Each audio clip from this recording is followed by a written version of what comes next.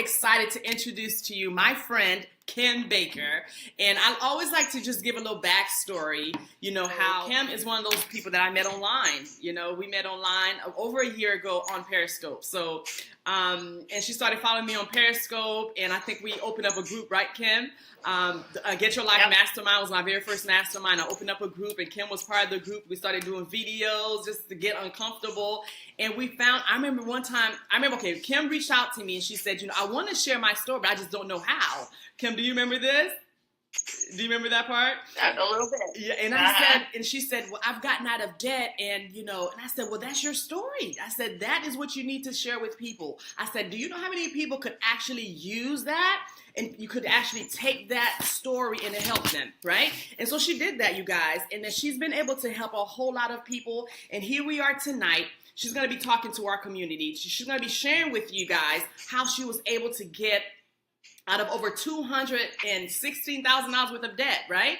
Okay, so I'm going to let Kim introduce herself, but if this is the first time you've ever seen me, my name is Natasha Paris. Again, I am your servant CEO here in Excellent Families, and I'm just here to serve you. So Kim, how are you tonight? I'm great, and I'm so excited to be here, Natasha. Thank you so much for having me on. That is so awesome. Yeah, I am just so happy to hear your story again, and I'm happy that the community gets to hear your story. So before we even get into your story, just share with us a little bit about your family, your excellent family. Okay, my family, I am married. My husband and I both are on our second marriage, but between the two of us, we have 6 kids, 1 girl in the mix, 5 boys, 1 girl. 3 of them now are married, and we have 6 grandkids. So I only have 1 still left at home, and he's 16. Oh, that is fantastic. That is fantastic. So we're going to get right into your story, Kim, because I've heard your story, and the first time I even heard it, I was blown away because I'm one of those people, I can't stand debt. Like if you look at my house, like I have a poster board on my wall, it says financial freedom, because I understand that it's not God's will for us to be in debt. As a matter of fact, the Bible says when we're in debt, we're slaves to the lender. And so that is my prayer this year in 2017, that I am no longer a slave. So let's see who's on here. Jody Zaug is on here. Sheena James is on here. Kim is on here. Hi, you guys. Al, good evening. I'm doing great tonight. We have the fabulous Kim Baker with us tonight. So Kim, I would like for you to just share with Excellent Families your story. Okay. Well, of course, like I said, my husband and I both had been married before, so we came into the relationship with both of us had debt to begin with, but due to like our different backgrounds, we incurred a whole bunch of more debt.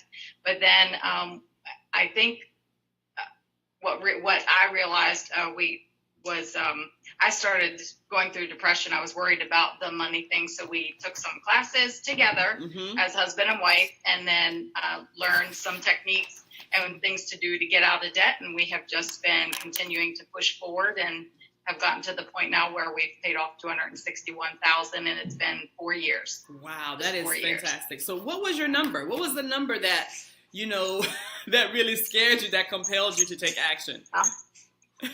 $500,000. $500,000 in debt. Did you guys hear that? Yeah. Did you guys hear that? $500,000. So Kim, because I love transparency. I love to hear the truth. Okay, so you're gonna tell us tonight. Tell us tonight, how did you and your family get into over $500,000 worth of debt? Yeah, well, I came from one of those families that my mom never worked, and my dad was a truck driver, and we heard all the time, we can't afford that, can't afford that, can't afford that. So we didn't have a whole lot. I didn't grow up with a whole lot, but my husband came from a family that they didn't mind spending money. My husband, just if he wanted something, he was able to go get it, make payments on it. Okay. So then when we got married, I was thrilled with the idea that, hey, I can afford stuff, which technically we couldn't, but, I could afford the payment. So therefore I was thinking, I could afford it. So with, his background and my background mixed together, we just kind of went on a spending frenzy. We had multiple cars, multiple motorcycles, every house we bought, we had to gut it and redo it. And just lots and lots of spending. Okay, so would you Yeah. say you guys were just living over your means? Oh, absolutely. Wow. Absolutely. Wow. So you guys were not making the income to pay the bill. So was it every single month were you guys making the bill payments? Like was everything getting paid off? Were you just falling short? Or was it just all credit card debt? When it got to the point that I realized that I couldn't handle it anymore, Mm-hmm. we were to the point that we were grabbing a little bit from saving each month to end up just paying the monthly bills. Wow. So like income tax time, we would shove that in the bank, but it would get used monthly to pay the bills. Wow. Yeah. So so in the midst of all that debt, you were able to still put some money in the savings? It was like mostly income tax refund. Okay, so once a year you was able to take that. Okay. But we knew we needed that in order to make it through the rest of the year. Okay. So what was that decision factor? Like, so we know the amount. We see that. Okay, you saw the amount, over $500,000 worth of debt. But what was the decision factor? Was it one thing that just woke you up one day and was like, you know what, I can't do this anymore? What was that thing? Honestly, I took care of the finances, and I'm a bookkeeper. I mean, it's kind of like what Tiffany said the other day. I worked in it. I helped the business, create, $500,000 in a savings account. And here I was, not doing that at home. But I think with me, the pressure of not being able to pay the bills, or knowing that I wasn't able to pay the bills without that,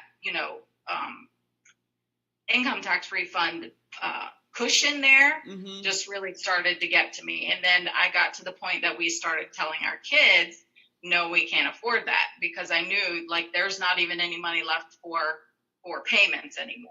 Wow. And at that point, then we actually watched a television show. Okay. And there was a lady, it was Secret Millionaire, and there was a lady on there that was all about, like, they gave her story at the end of it, and it was Dani Johnson, and I looked her up, and hers was the first course that we did. That is fantastic.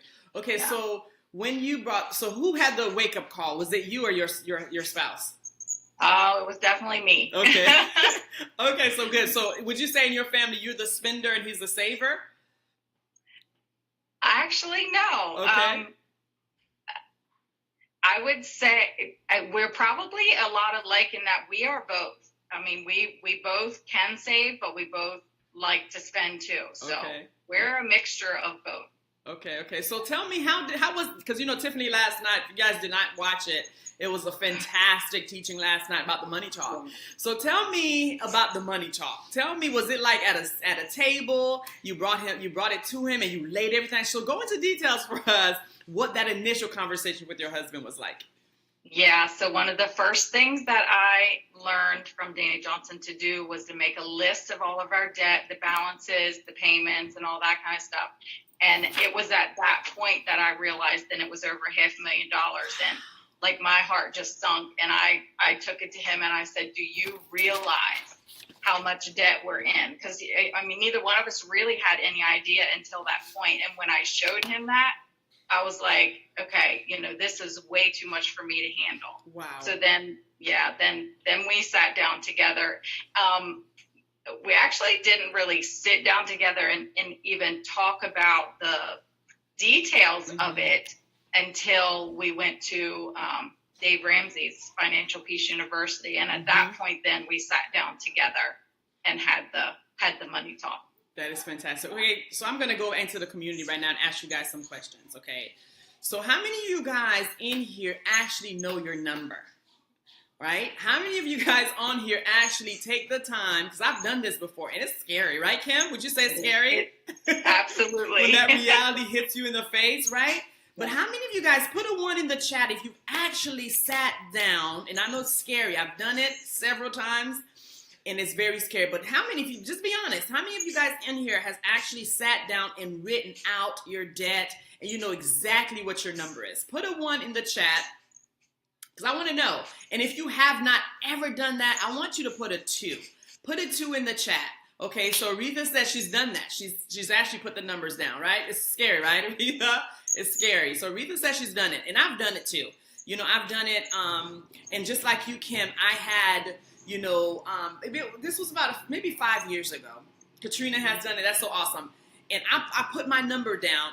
And talk a little bit about this too. Like, how important is it that you write that number down? Because you have to have some place to start, right? Right, absolutely.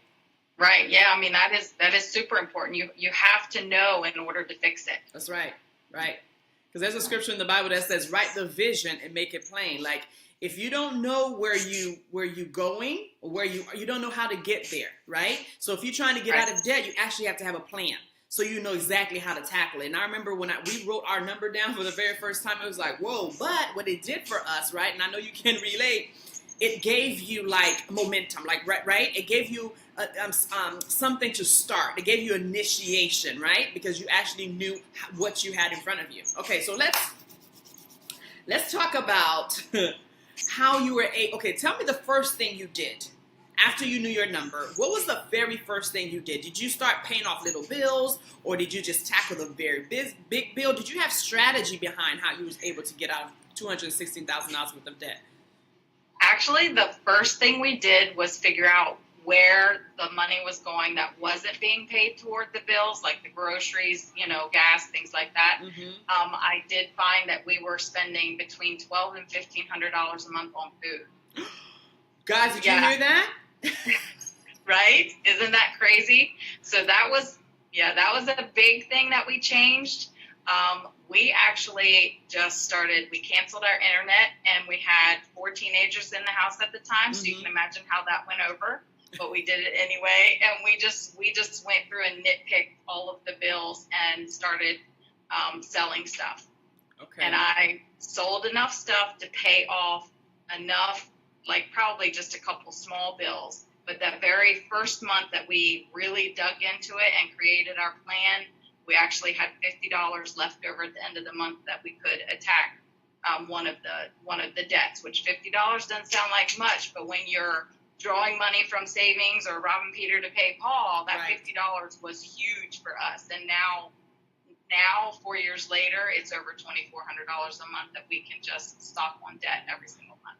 $2,400 extra?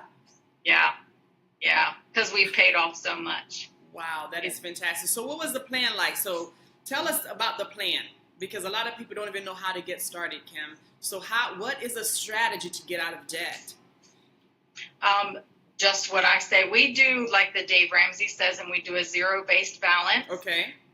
Each month, I write down our paydays and what the net income will be, and I write the bills that I'm going to pay out of that paycheck, and I bring it to zero. Even if I have like $1 or $2 left over, I will apply that to a bill.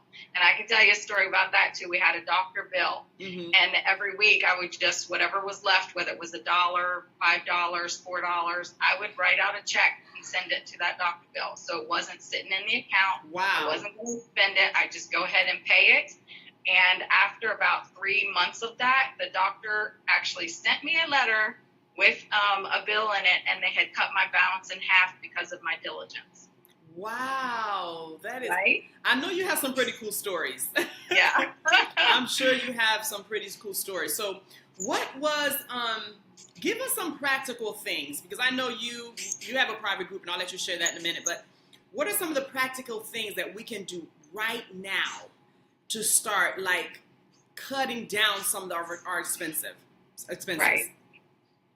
Our main thing was food, and I know meal planning is huge. Okay. Planning around what you have in your pantry, in your fridge, in your freezer. Start there, because I know with us, we were able to do without groceries for a couple weeks, just eating what was in our house already. So that's the first thing. But one thing that continues to benefit us that we did was our electric. We unplug everything except the alarm clock and like the TV. Other than that, lamps, anything that we don't keep the coffee pot plugged in. I don't have little candles in my windows. Nothing is plugged in except for the alarm clock and the TV. I even unplug my washer and dryer. And I heard you share this tip. Like, I promise you I do that now. Especially when I'm going out of town, I unplug the washer and dryer. Did you guys get that tip? You guys, that was huge. Okay, tell them again. What's the only 2 things you keep plugged in your house, Kim? And then tell them how much money it saved you in your electric bill. Right. We keep our alarm clock Alarm and clock? our TV is the TV. only thing that gets plugged in because it takes a while to boot up. Right, But everything else gets unplugged all the time. And If so the refrigerator, of course, stays in. Right. But if I can reach the plug, it's unplugged. And my family is trained to do that well. I used to charge my kids $1 if I found their phone chargers plugged in. I love it. I love it. So how much money do you think you've saved? Like just in a month, like before and after? So, Our electric bill before was running close to $300 a month. It was at our the other house because we did sell a house, and it went down to less than half. And the home we're living in now is 1,500, little over 1,500 square foot, and we pay less than $80 a month. Less than $8. Can anybody use an $80 bill, a $80 electric bill? I can, right? And the money that you're saving, what you're doing with that money? What do you do with that? You just what? Put it on a bill. Put it on a bill. Pay down the debt. That is fantastic. Uh-oh. So I know. Okay, you've been on this journey for how long now? 2 years, right? You good? So, yeah. So you've been on this journey for over 2 years, correct? Four now. Years. Okay, she said 4 years. So tell me some of your failures. 'Cause I know, you've been on this journey for 4 years. So tell me some of your ups and downs with this, because you have to be a focused person to be able to keep this going. So share with us some of your failures, some things we can look out for as we start our debt-free journey. We were so focused on getting out of debt that we didn't allow ourselves to spend much money at all. Okay. And I think that caused, you get to the point that you like get tired of sacrificing, even though you have a goal in mind. We tended to forget about that goal. Like it became less and less important because this became life. And then we actually went back into debt a little bit because my husband wanted a motorcycle. I didn't have the heart to tell him no. We were like, okay, we've sacrificed for so long, right? But after we bought it, I literally went outside on my front porch and cried my eyes out. I was like, what did we do? But you got to pick yourself back up and just go at it again. And we're taking on a second job, both of us now. Just pick yourself up, dust off, and do what needs to be done to straighten it out. Right. So share with us some of the sacrifices that you've had to make. Because I know a little bit of your story, but I want Excellent Fans to hear some of the sacrifices that you've had to make to really keep this going for over 4 years. We gave up a lot of vacations at first. We now cash flow them. We put money back towards vacation now. But we don't do that a lot. One of the things that we did, we made a decision to sell our home. And God had blessed us in that decision because we didn't even have to put it on the market. We just started talking about wanting to sell it. And somebody came to us and said, I have a realtor who has a person that might be interested, and within a few days then it was sold. So we really didn't have anywhere to go. We hadn't even started looking for a house, but we had a camper and we lived in our camper for a year and a half. Wow. Lived in the camper, guys, for over a year and a half for this dream, that she has. So Kim, tell us how do you stay focused? You know what I mean? Because the eyes just love flashy stuff. We love to vacate. We love to do this fun stuff. But how did you stay focused? How are you staying focused? Because you're still on the journey. Right. Honestly, I think for me, it's because just the freedom that we have. I think I'm down to maybe 5 bills now, which it started out with a list of like between 17 and 20. I can't even remember how many it was. It was so bad. And just the freedom that we have been able to feel from what we've already paid off, knowing how much better that's going to be when it's all gone. Yes. That's what keeps me focused, just because I know my life is going to be so much different. Absolutely. And helping people. I can't wait to get to the point that, we can just help people, because my husband and I both have a heart for that. So that is so awesome. So tell me a little bit about your giving, Yes. And I know you're a believer. So tell me about, share that with me, because when you're in the path of getting out of debt, because you want to literally take everything, and put towards the debt. So tell me that, share with us that. Right. When we first started on this journey, I was one of those people that said, "Oh, I can't afford to tithe. I can't afford to give 10% right now." And my husband and I both got convicted about the same time. It was December, the very first year that we had been on the debt-free journey for, I guess, about 8 months. Mm-hmm. And in December, it was December, I remember, and we were asked to donate to some families in the community that the fathers had lost their jobs, mothers or whatever, and they just didn't have money for food, anything like that. Mm-hmm. And we really wanted to do it. And we talked about it, and I said, okay, well, this is our shot then to tithe. And I prayed that prayer of just give me faith the size of a mustard seed. Yes. And I was like, Lord, you tell us to test you on this. That's so right. I'm going to, because we didn't have Christmas presents bought for our kids, and we had 6 kids, plus some of them were married at the time. Mm-hmm. And my husband and I were just like, okay, then we're just going to do it. God says that he's going to provide. We're going to trust him to provide. So it was the second week of December, and we didn't have enough money to pay the bills by the end of the month by giving our tithe, but we did it anyway. And within 2 weeks, we literally got a check in the mail that was more than double what we gave in our tithe. That is fantastic. That is amazing. Again, that's how God does it. That's the way when God says, "Try me." Yeah. We just have to believe and just trust Him. So that's awesome. I did want at least one person that was like on the fence. Should I still tithe? Should I still, you know what I mean? Just to hear that, maybe that will, increase their faith. So that's awesome. So if you have any questions, excellent families, if you have any questions right now would be a great time to put your questions in for Kim. And so, Kim, I want you to share with us your private community, because I'm part of it. And you gave some amazing nuggets in that community. So I just want you to share with excellent families what you do, because you are now coaching, which I'm so excited about. So share with them that, and then share with them your private communities. Now, if you have any questions right now, would be a great time.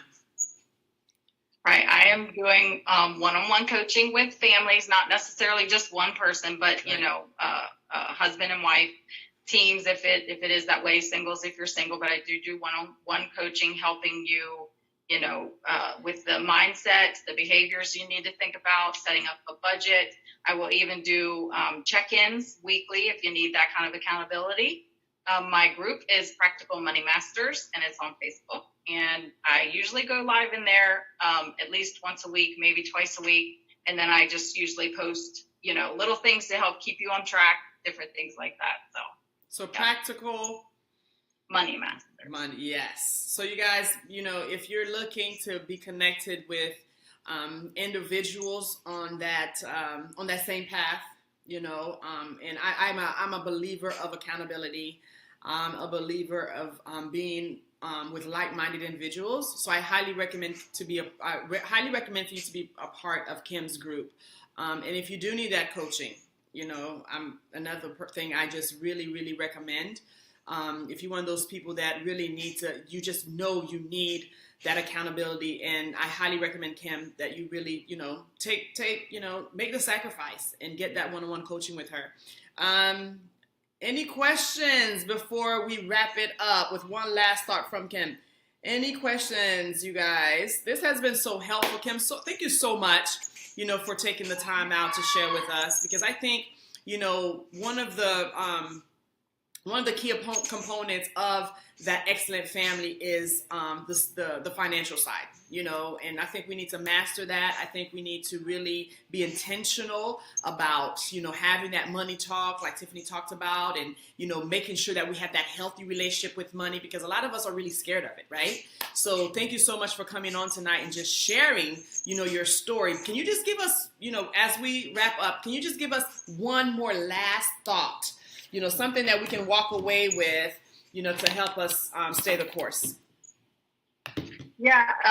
One of the main things is money really isn't all about the dollars. It's a lot about your mind and your behaviors. And I tell teenagers this a lot. I talk to some teenagers at our church, and one of the things to make them realize, like, you can write down all of your bad spending habits on one side of the paper, write down the new habits that you can replace it with, because that is like going to be huge. That is huge. And budget. budgeting is key. You have to have that plan. Right. You'll not get there if you don't have the plan. That is fantastic. All right, excellent families. I don't see any questions on here, but thank you, Kim. You just gave out some major nuggets tonight that we can take and just start applying. Those tips, especially about your electric bill. Who's about to go and unplug all their stuff right now that they're not using? You better go and do it because it actually works. All right. So Kim Whitner said, thank you, Kim. I don't know if you see the comments. You're welcome. I'm sure Kim is she's really blessed by you guys just jumping on and supporting and getting all this goodness. And Satara said thank you as well. I don't know if you see in the comments, but Satara said thank you as well. So we're going to wrap it up. Thank you so much for joining us tonight. We love you guys. And until next time, bye-bye.